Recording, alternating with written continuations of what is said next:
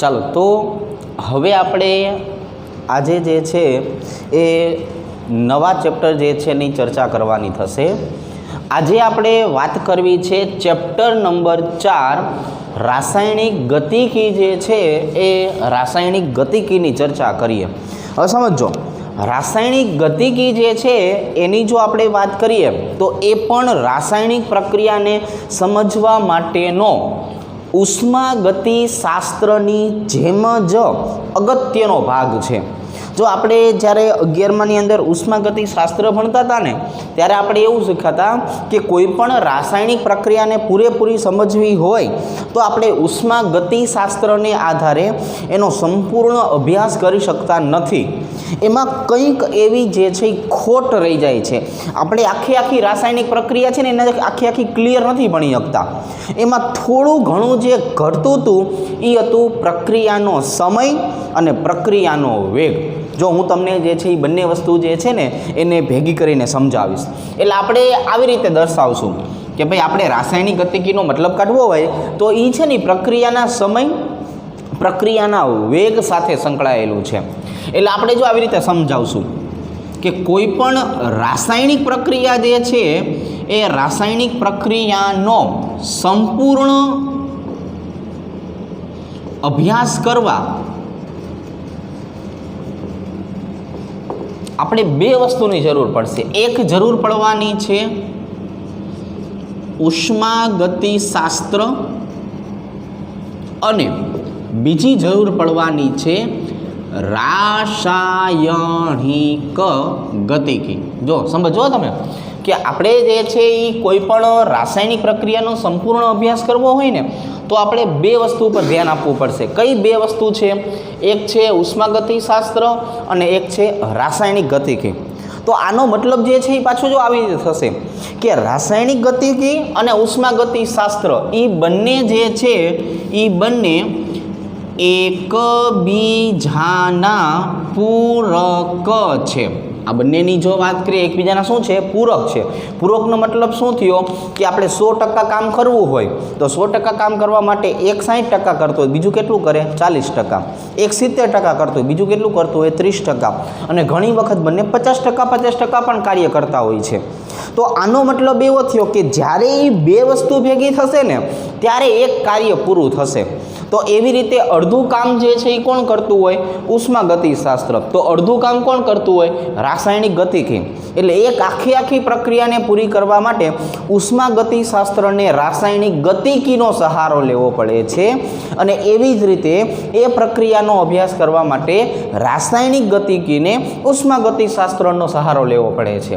આ એકબીજાનો સહારો પૂરો કરે છે એટલા માટે આને એકબીજાના પૂરક તરીકે ઓળખાવી શકાય. હવે જો આપણે એક સામાન્ય રાસાયણિક પ્રક્રિયા સમજીએ.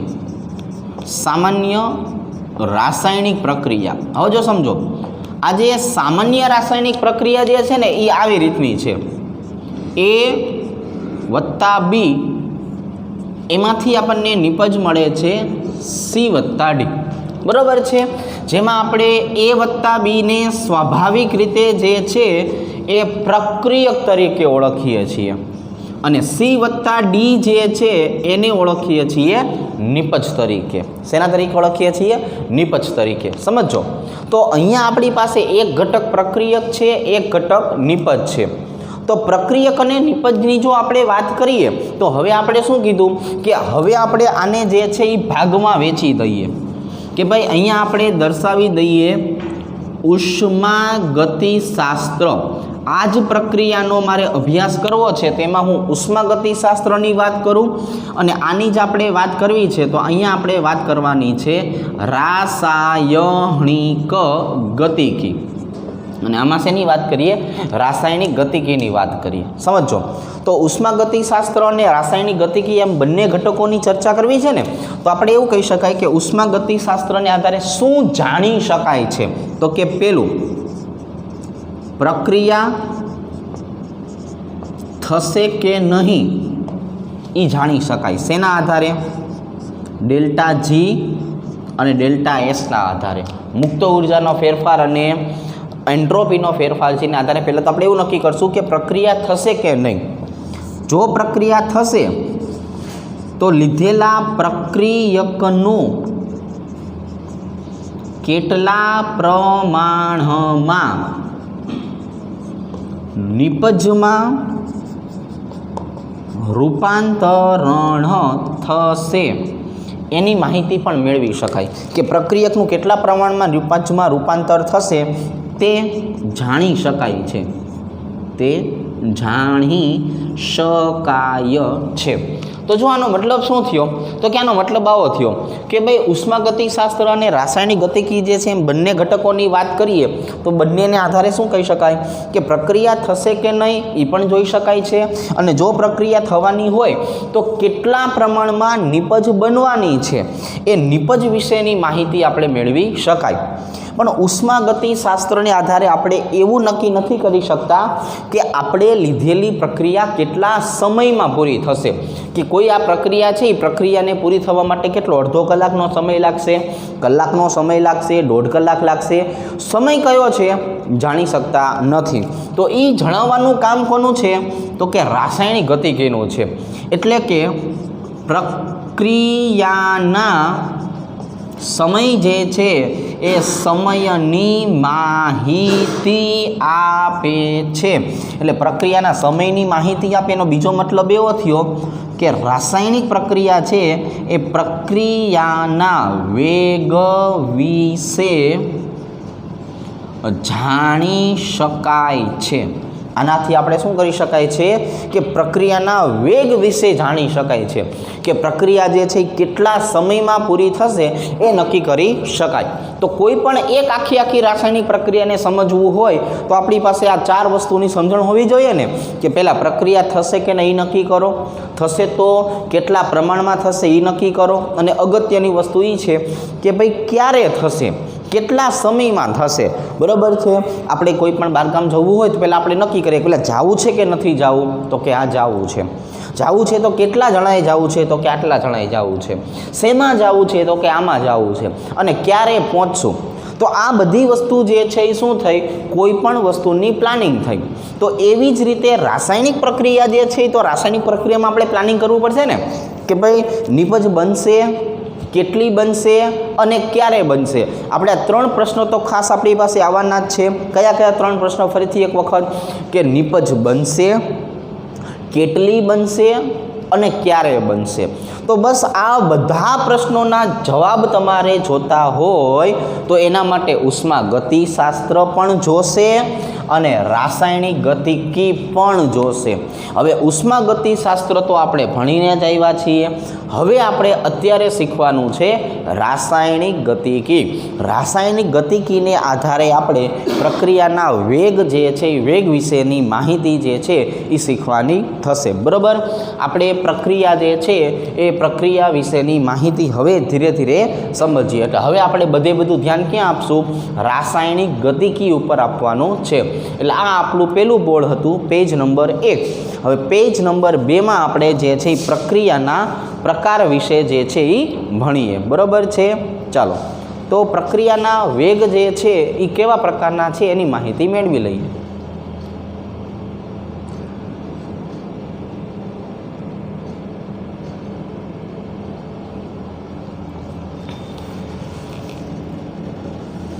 જો તો હવે આપણે શું કરીએ કે રાસાયણિક ગતિકી જે છે એને આધારે પ્રક્રિયા જે છે એ પ્રક્રિયાને સમજીએ. આની અંદર આપણે હવે સંતુલન ચેપ્ટરનો ઉપયોગ કરવાનો થશે. ત્યારે આપણે એવું કીધેલું હોય છે ને કે ભાઈ સંતુલન ચેપ્ટર ભણતા હોય ત્યારે એવું કીધું હોય કે આ બધી વસ્તુ આપણે રાસાયણિક ગતિકીમાં શીખવાની આવશે.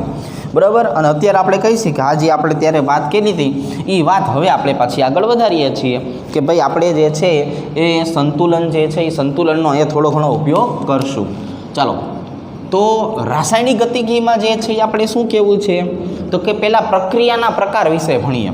અહીંયા જે છે એ આપણે શું આજનું હેડિંગ મારવું છે કે રાસાયણિક પ્રક્રિયા.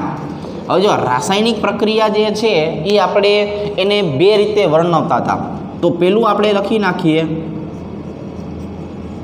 સામાન્ય રાસાયણિક પ્રક્રિયા. હવે જે સામાન્ય રાસાયણિક પ્રક્રિયા જે છે એ કઈ હતી આપણી A + B gives C વત્તા D અને C વત્તા D gives A વત્તા B. તો એનો મતલબ જે છે આવો થયો કે આ ભાઈબંધ જે છે એને આપણે શેના તરીકે ઓળખવાનો છે?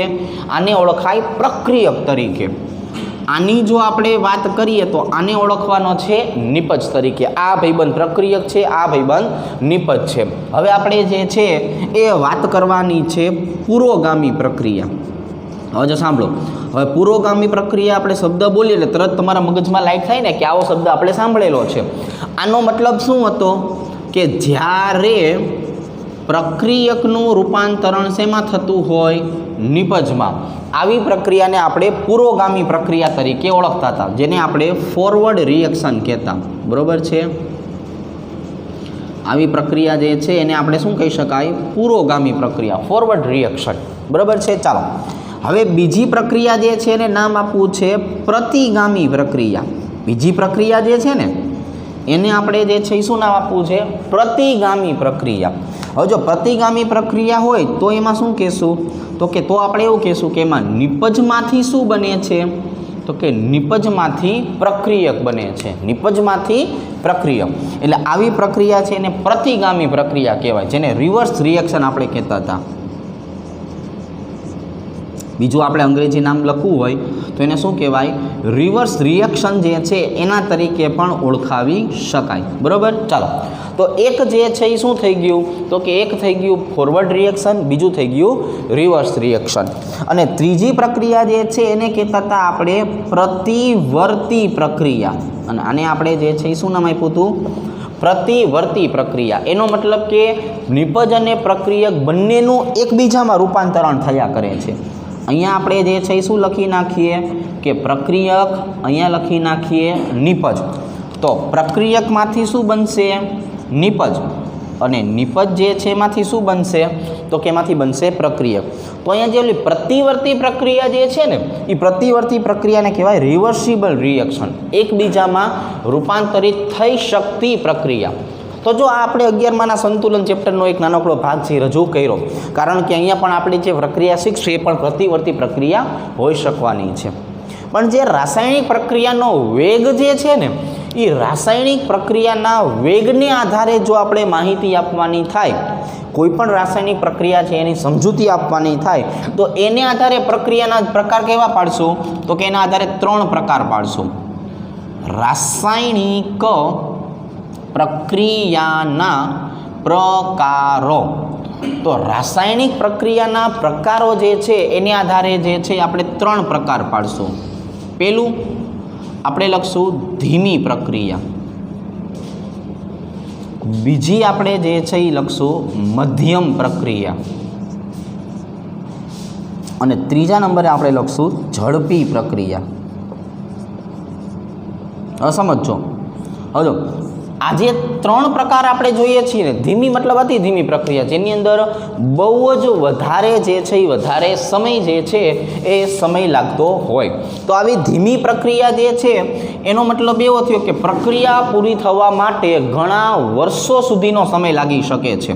અહીંયા આપણે લખવા જઈએ તો શું કહેવાય કે પ્રક્રિયા પૂર્ણ થવા માટે ઘણો લાંબો સમય લાગી શકે છે. ઘણા વર્ષો સુધીનો સમય જે છે એ પણ લાગી શકે છે આવી પ્રક્રિયા પૂર્ણ થવા માટે. ઉદાહરણ તરીકે આપણે વાત કરીએ કે આપણી પાસે 92 યુરેનિયમ 235 છે, તો એનું વિઘટન થતું હોય એમાંથી આલ્ફા, બીટા, ગેમા વગેરે જેવા વિકિરણો છૂટા પડે, તો આ પ્રક્રિયાને થવા માટે ઘણો બધો લાંબો સમય લાગી શકે છે. આ પ્રક્રિયા સરળતાથી જે છે એ સરળતાથી પૂરી થઈ શકવાની તો નથી. હવે આપણે જે છે એ જો મધ્યમ પ્રક્રિયાની વાત કરીએ તો એના માટે અમુક દિવસો સુધીનો સમય લાગી શકે છે. જો ઘણો લાંબો સમય એટલે અહીંયા આપણે લખીએ છીએ કે વર્ષો સુધીનો સમય લાગી શકે છે. અહીંયા આપણે શું લખી શકાય મધ્યમ પ્રક્રિયામાં? તો કે ભાઈ અહીંયા આપણે એવું દર્શાવી શકાય કે પ્રક્રિયા થવા માટે ઘણા બધા દિવસો લાગી શકે છે. ઘણા બધા દિવસો સુધીનો સમય લાગે. જો અહીંયા વર્ષો લાગે છે, અહીંયા દિવસો સુધીનો સમય લાગે છે. ઉદાહરણ તરીકે આપણે વાત કરીએ કે આપણે શાકભાજી જે છે તો શાકભાજીનો કચરો જે છે તો એ કચરોનું વિઘટન આપણે કરવું હોય તો વિઘટન થવા માટે થોડા ઘણા દિવસો લાગે, અઠવાડિયું 15 દિવસ થતું હોય ત્યારે ધીરે ધીરે જે છે એ શાકભાજીના કચરા જે છે એનું વિઘટન થઈ જતું હોય છે. તો અહીંયા જે છે આ પ્રક્રિયા બહુ લાંબો સમય ચાલશે, આ એના કરતાં ઓછો સમય. પણ અમુક પ્રક્રિયા એવી પણ હોય છે, ઝડપી પ્રક્રિયા જેને કહીએ, કે જેમાં પ્રક્રિયકો જે છે એનું મિશ્રણ થતાં ભેગી જ આપણને નિપજ પણ મળી જતી હોય છે. ઉદાહરણ તરીકે આપણે તટસ્થીકરણની પ્રક્રિયાની વાત કરીએ. ઉદાહરણ તરીકે આપણે શેની વાત કરીએ? તટસ્થીકરણ જે છે એ તટસ્થીકરણ પ્રક્રિયાની વાત કરીએ તો એના માટે જ આપણે શું કહી શકાય કે જેવું તમે HCl અને NaOH જે છે એને ભેગા કરો કે તરત જ જે છે એ 10⁻⁹ સેકન્ડ સુધીના ભાગની અંદર પણ આપણને નિપજ જે છે એ નિપજ મળી જતી હોય છે. નેનો સેકન્ડની અંદર જે છે એ આપણને નિપજ મળતી હોય છે. તો આ એવો મતલબ દર્શાવે છે કે રાસાયણિક પ્રક્રિયા જે છે એ 3 પ્રકારની હોઈ શકવાની: ધીમી પ્રક્રિયા, મધ્યમ પ્રક્રિયા અને ઝડપી પ્રક્રિયા. બરાબર છે.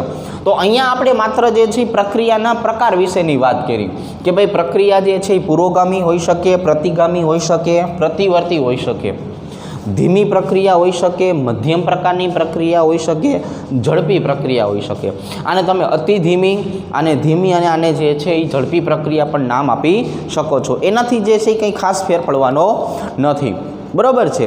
તો હવે આપણે જે છે એ આવી રાસાયણિક પ્રક્રિયા જે છે એ રાસાયણિક પ્રક્રિયાને અસર કરતા જે પરિબળો જે છે એની ચર્ચા કરવાની છે. એટલે હવે આપણે ધીરે ધીરે જે છે એ ભણવાની જો શરૂઆત કરીએ તો અહીંયા આપણે જે છે એ શું કરીએ તો કે અહીંયા આપણે જે છે એ હવે રાસાયણિક પ્રક્રિયાને અસર કરતા પરિબળો અને એ પરિબળો જે છે એની ટૂંકી માહિતી જે છે એ મેળવતા જઈએ.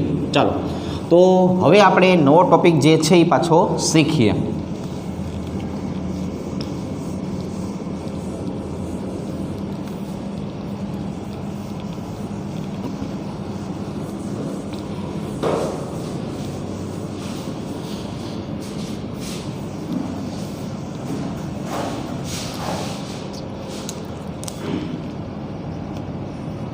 ચાલો, તો આજે આપણે વાત શેની કરવાની છે કે આજે આપણે વાત કરવાની છે રાસાયણિક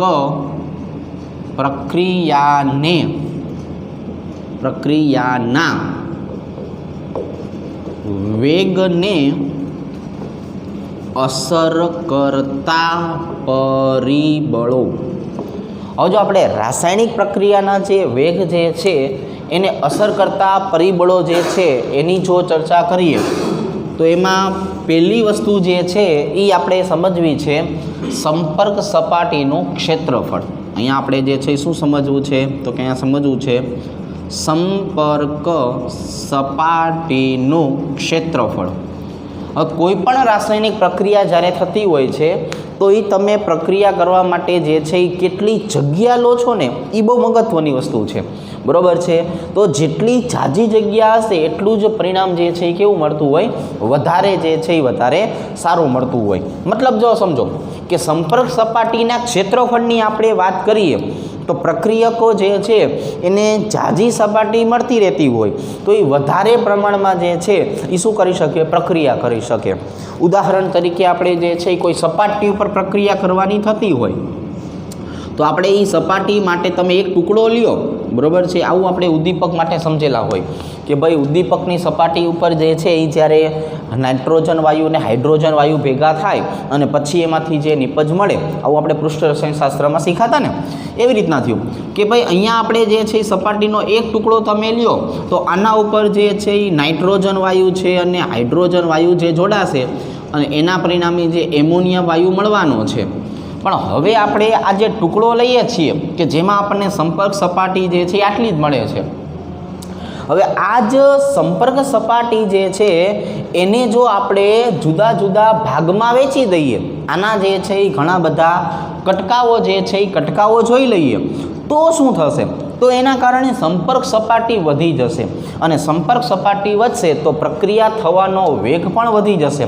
કારણ કે આટલી સપાટી હોય તો પ્રક્રિયકના અણુ જે છે એને રાહ જોવી પડશે કે એક ઘટક આવ્યો, બીજો ઘટક આવ્યો, એ જતો રહે, પછી નવા આવે. પણ સપાટી જાજી હશે તો બધા જ પ્રક્રિયકો જે છે એ એક સાથે પણ જોડાઈ શકે છે. આ ઘટકો જે છે એ એક જ સાથે બધા રાસાયણિક પ્રક્રિયામાં ભાગ લઈ શકે છે. એટલે આની બદલે જો આપણે આવા નાના નાના ટુકડાઓ લેવા માંડશું તો નાના નાના ટુકડા લેવાથી આ જ પ્રક્રિયા જે છે એને થવા માટેનો સમય જે છે એ કેવો થશે? ઘટી જશે. બરાબર છે. તો એનો મતલબ જે છે આપણે શું લખી શકાય કે કોઈ પણ રાસાયણિક પ્રક્રિયાનો વેગ જે છે એ વેગ ચલે છે સંપર્ક સપાટીનું ક્ષેત્રફળ. અહીંયા આપણે શું જોઈ શકાય કે કોઈ પણ રાસાયણિક પ્રક્રિયાનો જે વેગ છે એ વેગ શેના ઉપર આધારિત છે? એની સંપર્ક સપાટીના ક્ષેત્રફળ ઉપર આધારિત છે.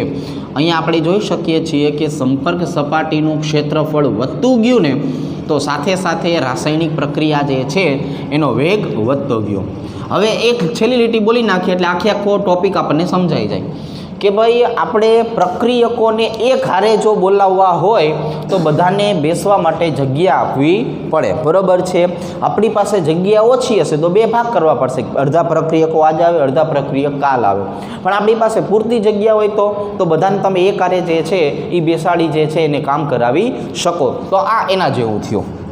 બીજા નંબરે આવશે સાંદ્રતા. બીજા નંબરે જે છે એ શું આવવાનું છે? સાંદ્રતા. હવે જો સાંદ્રતાની વાત કરીએ તો અહીંયા લ સેટેલિયરનો નિયમ આપણે જોશું. આપણે જે ડાઉ પદ્ધતિ જે છે એમાં પણ આની ટૂંકી માહિતી આપી હતી. તો જે સાંદ્રતા જે છે ને એની વાત કરીએ તો સાંદ્રતા પ્રમાણે આપણે શું કહેશું તો કે લ સેટેલિયરના સિદ્ધાંત પ્રમાણે હવે આપણે શું કરશું કે હવે આપણે લ સેટેલિયરના સિદ્ધાંત પ્રમાણે એક કાર્ય કરશું. કયું? કે ભાઈ પ્રક્રિયકની સાંદ્રતા પ્રથમથી જ વધારે લેવાની. તમારે શું કરવાનું છે કે તમારે એક કામ કરવાનું છે, પ્રક્રિયકની સાંદ્રતા પહેલેથી જ વધારે લઈ લો. એટલે શું થશે કે જે આપણી પાસે પ્રક્રિયક આવેલો છે ને એ પ્રક્રિયકનું સીધું રૂપાંતરણ શેમાં થયા કરશે? નિપજમાં. અને એ પણ કયા? તો કે ભાઈ ફોરવર્ડ રિએક્શન દ્વારા. આ વીએફનો મતલબ શું થાય? Velocity of forward reaction. ગુજરાતીમાં પુરોગામી પ્રક્રિયાનો વેગ. એટલે જો તમે પ્રક્રિયકની સાંદ્રતા પહેલેથી જ વધારે લ્યો કે નહીં તો સતત અને સતત નિપજ બન્યા જ કરે. એના કારણે પ્રક્રિયાનો વેગ ઓટોમેટિક કેવો થાય? વધી જાય. અહીંયા આપણે જે છે વાત કરવાની છે પ્રક્રિયાનો વેગ વધારવાની. ચાલો ત્રીજા નંબરે જે છે એ આપણે પરિબળ કયું લેવું છે તો કે દબાણ. હવે જો દબાણની વાત કરીએ તો આપણને એક લીટીની ખબર છે. કઈ લીટી ખબર છે આપણને? બરોબર. તો કે ભાઈ વાયુમય અવસ્થા ધરાવતા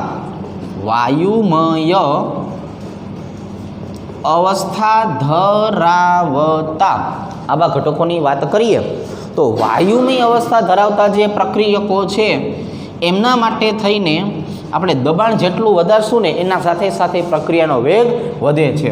તો વાયુમય અવસ્થા ધરાવતા પ્રક્રિયકો માટે આપણે જે છે એ દબાણ ચલે છે પ્રક્રિયાનો વેગ. બરાબર.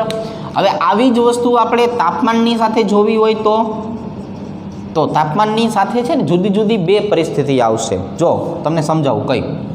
ઘણી વખત ઘન પદાર્થો કે પ્રવાહી પદાર્થોની આપણે વાત કરતા હોય ને તો મોટાભાગે ઘન પદાર્થો હોય ને એમના માટે તાપમાનનો વધારો વેગ વધારે છે. જો ઘણી વખત શું થાય ઘન પદાર્થ હોય ને તો એમના માટે તાપમાનનો વધારો છે ને એ વેગ વધારે. ઉદાહરણ તરીકે આપણે વાત કરીએ કે ખાંડ જે છે ને આપણે પાણીમાં ઓગાળવી છે તો ખાંડને પાણીમાં ઓગાળવા માટે તમે એને ગરમ કરો કે નહીં તો એના કારણે જે છે એ શું થશે? ઝડપથી જે છે અંદર ઓગળવા મળશે. પણ જો આપણે આની બદલે વાયુ ઘટક લીધો હોય, કોઈ પણ વાયુમય ઘટક હોય તો શું લખવું પડે? તો તાપમાનનો વધારો વેગ ઘટાડે છે. તો એવા સમયે પાછું ઊંધું થઈ જશે. એવા સમયે તમે જે તાપમાનનો વધારો કરશો કે નહીં તો એ તાપમાનનો વધારો જે છે એ શું કરશે? વેગ જે છે એ વેગને ઘટાડે છે. ઉદાહરણ તરીકે કોઈ પણ સોડા બોટલ હોય એને આપણે ગરમ કરવા જઈએ બધો વાયુ ઉડી જાય, એટલે એને જે છે એ શું કરવું પડે? ઠંડુ કરવું પડે. ત્યાં તાપમાન ઘટાડવું પડશે. એટલે જો બે વસ્તુ થઈ, ઘન માટે તાપમાનનો વધારો વેગ વધારશે, એટલે કે ખાંડ અને પાણીને ભેગા કરવાથી, અને વાયુમય ઘટક આવેલા હોય તો તાપમાનનો વધારો તમે કરશો તો એ શું કરશે? વેગ છે એ વેગને ઘટાડે છે. તો આવા સમયે જે છે એ આપણે કાર્બન ડાયોક્સાઇડની જો વાત કરીએ તો એના માટે તાપમાનને શું કરવું પડે? ઘટાડવું પડે. ખાંડની માટે તાપમાન વધારવું પડે. તો અહીંયા બંને વસ્તુ જે છે એ અલગ અલગ થઈ ગઈ. હવે વાત કરીએ 5મા નંબરના મુદ્દાની. 5મા નંબરનો મુદ્દો છે ઉદ્દીપક. અહીંયા આપણે કોઈ જ પ્રકારનું લખાણ જે છે એ કરવાનું નથી, કારણ કે આપણને ઉદ્દીપક વિશે તો સંપૂર્ણ માહિતી છે કે ઉદ્દીપક જ્યારે પણ આવશે, આપણે પૃષ્ઠ રસાયણશાસ્ત્રમાં શીખાતા કે ઉદ્દીપકનું અગત્યનું કામ જ આ છે કે કોઈ પણ પ્રક્રિયાનો વેગ વધારવો. અને આપણે વાત જ કરીએ છીએ રાસાયણિક પ્રક્રિયાના વેગને અસર કરતા પરિબળો. તો આપણી પાસે આવા 5 મુદ્દા થયા. એક, સંપર્ક સપાટીનું ક્ષેત્રફળ. બીજું, લસ સેટેલિયરના નિયમ પ્રમાણે પ્રક્રિયકની સાંદ્રતા વધારે રાખવાની છે. 3, દબાણની વાત કરીએ. 4, તાપમાનની વાત કરીએ. 5, ઉદ્દીપકની વાત કરીએ. બરાબર. તો આ જે છે એ બધા શું થઈ ગયા? તો કે આ બધા જે છે એ થઈ ગયા રાસાયણિક પ્રક્રિયાના વેગને અસર કરતા પરિબળો. હવે આપણે રાસાયણિક પ્રક્રિયા જે છે એનો પ્રક્રિયકની સાંદ્રતા, નિપજની સાંદ્રતા જે છે એનો સમય સાથેનો સંબંધ જે છે એ મેળવવાનો છે. એટલે રાસાયણિક પ્રક્રિયા જે છે એના માટે થઈને આપણે જે છે એ શું કરીએ? તો કે પ્રક્રિયક અને નિપજની સાંદ્રતા જે છે એનો સમય સાથેનો ફેરફાર જે છે એ શીખવાનો છે. એટલે હવેથી આપણે જે છે એ ભણવાની શરૂઆત કરી કહેવાય. બરાબર છે. હવે આપણે જે છે એ આજના ચેપ્ટરની શરૂઆત જે છે એ વાસ્તવિક રીતે અત્યારે કરીએ. બરાબર. ચાલો, તો માહિતી જે છે એ માહિતી એના વિશેની હવે આપણે સંપૂર્ણ મેળવતા જઈએ. તમે થોડુંક હવે પછી ધ્યાન રાખજો. બરાબર છે. ચાલો, અહીંયા આપી દઈએ પેજ નંબર 4. નામ આપી દઈએ રાસાયણિક પ્રક્રિયાનો વેગ.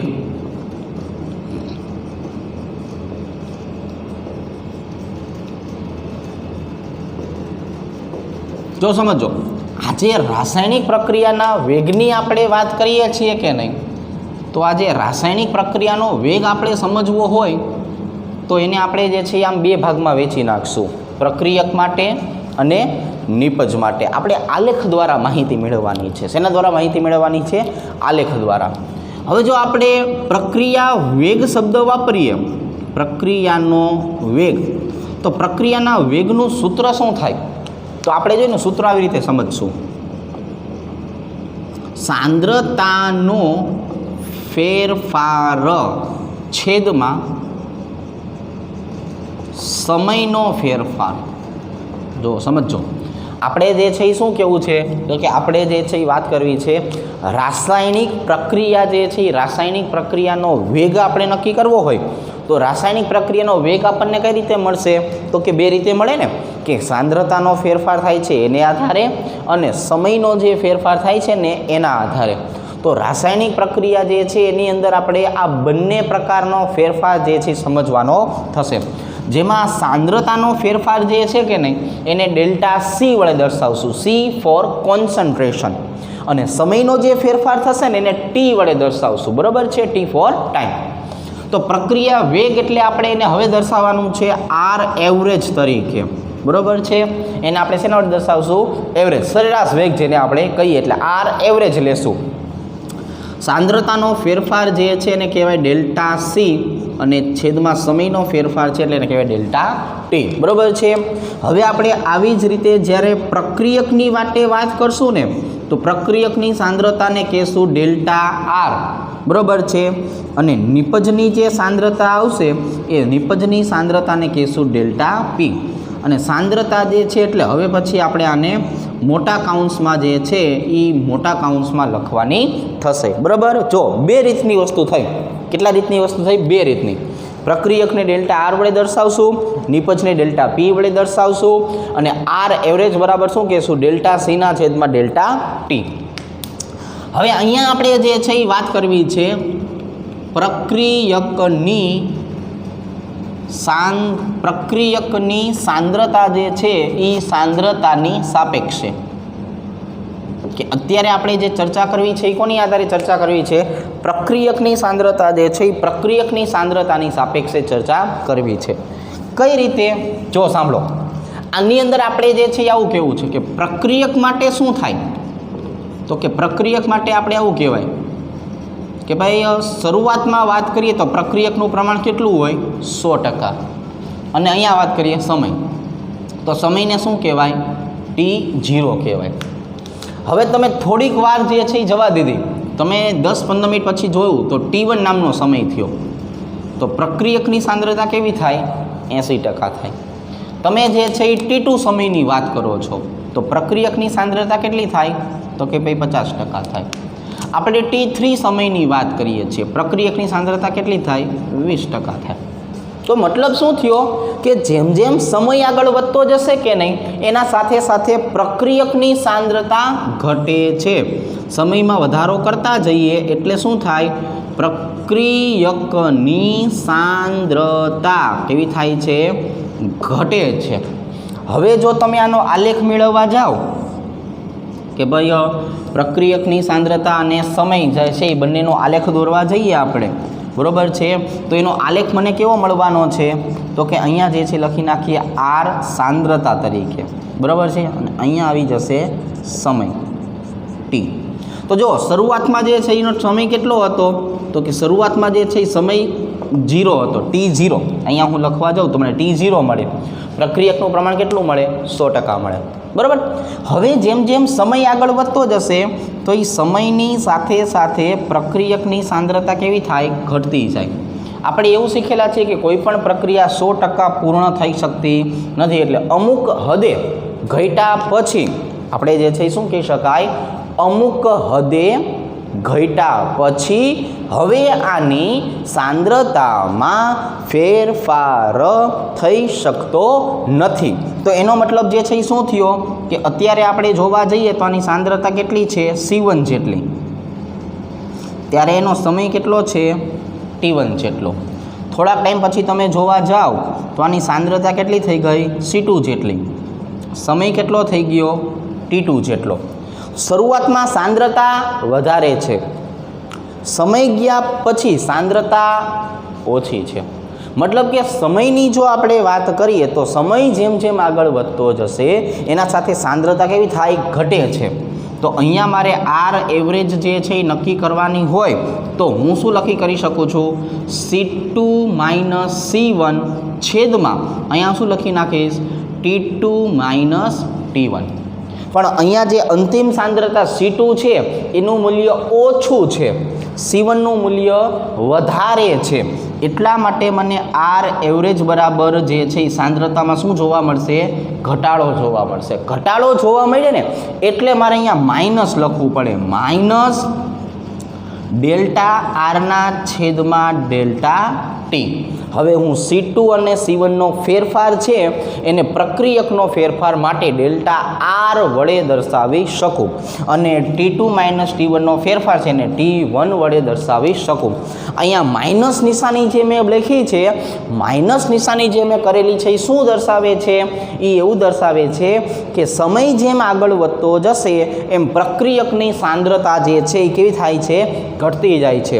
C1 વધારે કહેવાય, C2 ઓછું કહેવાય. એટલા માટે મને અહીંયા માઇનસ મળે છે. તો હવે આપણી પાસે પ્રક્રિયકનો જે છે એ પ્રક્રિયા વેગ માટેનું સૂત્ર શું મળી ગયું કે R એવરેજ બરાબર માઇનસ ડેલ્ટા આરના છેદમાં ડેલ્ટા ટી. અહીંયા સુધીની ચર્ચા એક વખત આપણે કરીએ. જો કોઈ પણ રાસાયણિક પ્રક્રિયાનો વેગ નક્કી કરવો હોય તો પ્રક્રિયાનો વેગ આપણને કઈ રીતે મળશે? સાંદ્રતાનો ફેરફાર છેદમાં સમયનો ફેરફાર. પ્રક્રિયા વેગને હવે પછી આપણે કઈ નિશાની વડે દર્શાવશું? R એવરેજ વડે. પ્રક્રિયકની સાંદ્રતા છે એટલે શું બોલાય? ડેલ્ટા સીના છેદમાં ડેલ્ટા ટી. બરાબર.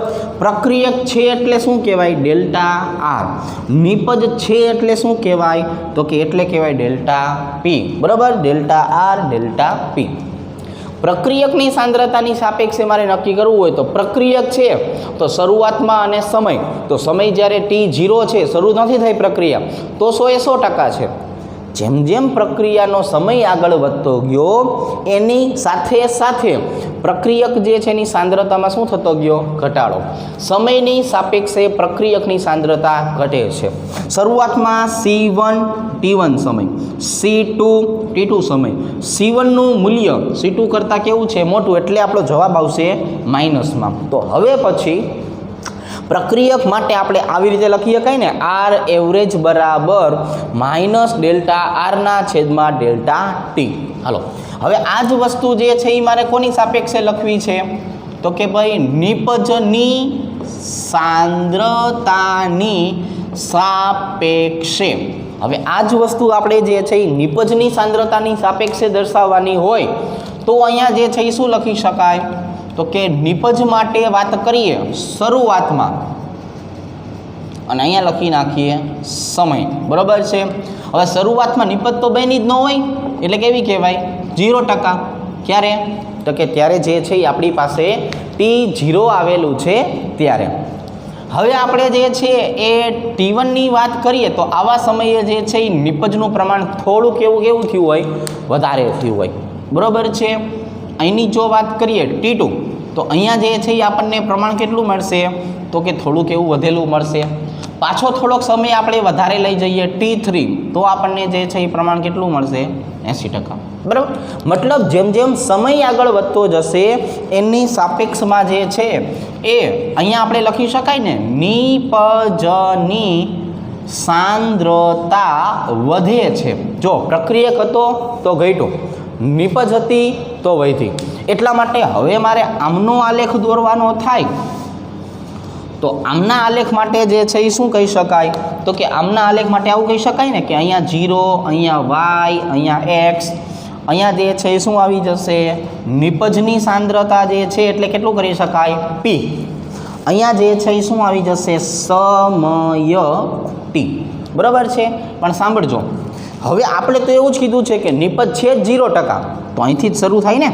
પણ જેમ જેમ સમય આગળ વધતો જશે એની સાપે નિપજની સાંદ્રતા કેવી થાય? વધતી જાય. જેવી રીતે 100% પ્રક્રિયા શક્ય નથી, એટલે પ્રક્રિયકનું પ્રમાણ અમુક હદ કરતાં ઘટવાનું બંધ કરી દે છે, એવી જ રીતે નિપજનું પ્રમાણ અમુક હદ કરતાં વધવાનું બંધ કરી દે છે. તો હવે જો હું અહીંયા વાત કરવા જાઉં તો અહીંયા મને શરૂઆતની સાંદ્રતા કેટલી મળે? C1, કે જ્યારે સમય કેટલો હતો? T1. બરાબર છે. ત્યાર પછી અહીંયા હું જોવા જાઉં તો અહીંયા મને એનું પ્રમાણ કેટલું મળશે? C2, કે જ્યારે એનો સમય કેટલો હતો? T2. તો આવી રીતે જો હું આર એવરેજ લખવા જાઉં તો આર એવરેજમાં તો હું શું લખીશ? C2 માઇનસ C1 છેદમાં T2 માઇનસ T1. પણ અહીંયા C1 કરતાં C2ની સાંદ્રતા કેવી થઈ? વધી. વધેલી છે એટલા માટે આર એવરેજ મને કેવો મળશે? પ્લસ મળશે. અહીંયા આર એવરેજ મને કેવો મળ્યો? નેગેટિવ, કારણ કે સાંદ્રતા ઘટી હતી. અહીંયા આપણને કેવો મળશે? પોઝિટિવ. પોઝિટિવ શું કામ? કેમ કે સાંદ્રતા વધેલી છે. એટલે નિપજને દર્શાવવા માટે આપણે શું કરશું? ડેલ્ટા પીના છેદમાં ડેલ્ટા ટી. અહીંયા શું લખી નાખશું? ડેલ્ટા પીના છેદમાં ડેલ્ટા ટી. તો અહીંયા હવે જોવા જઈએ તો આર એવરેજ જે છે એ આર એવરેજનું પ્રમાણ આપણને કેટલું મળે છે? તો કે આવી રીતનું મળે છે.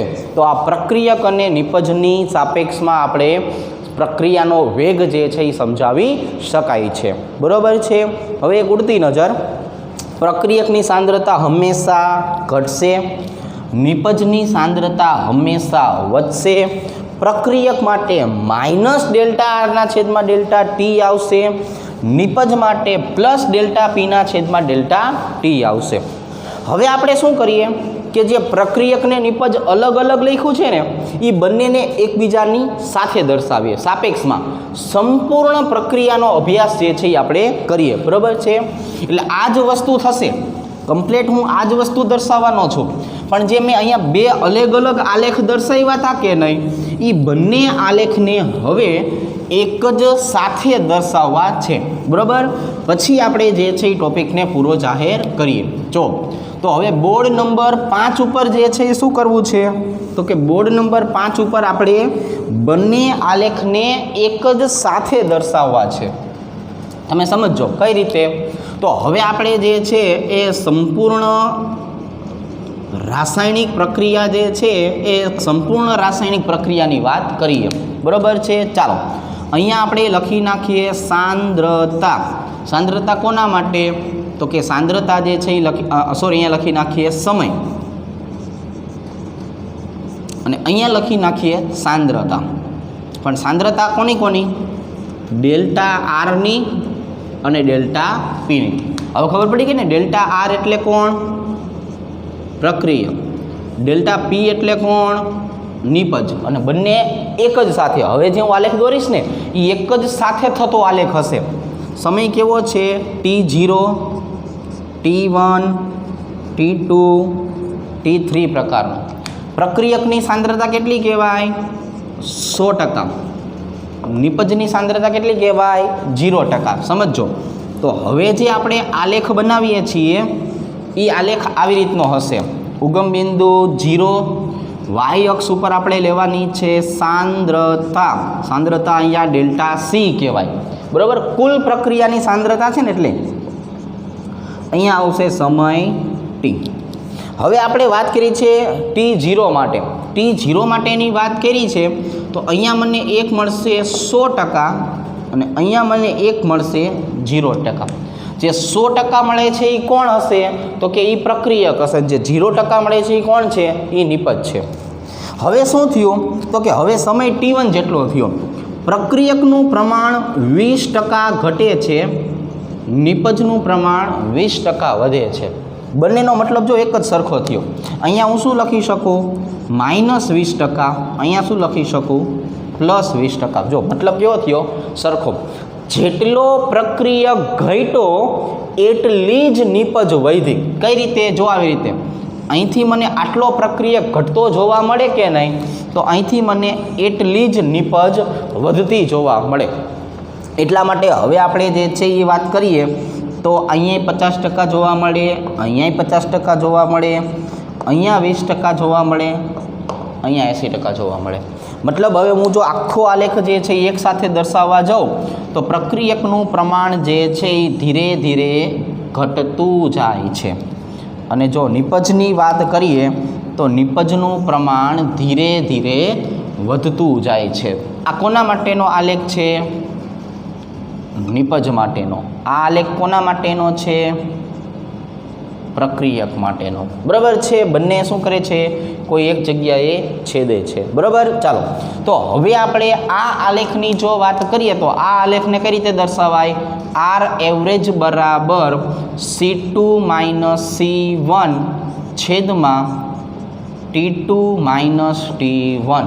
પણ આના બરાબર શું લખાય? માઇનસ ડેલ્ટા આરના છેદમાં ડેલ્ટા ટી એના જ બરાબર પ્લસ ડેલ્ટા પીના છેદમાં ડેલ્ટા ટી.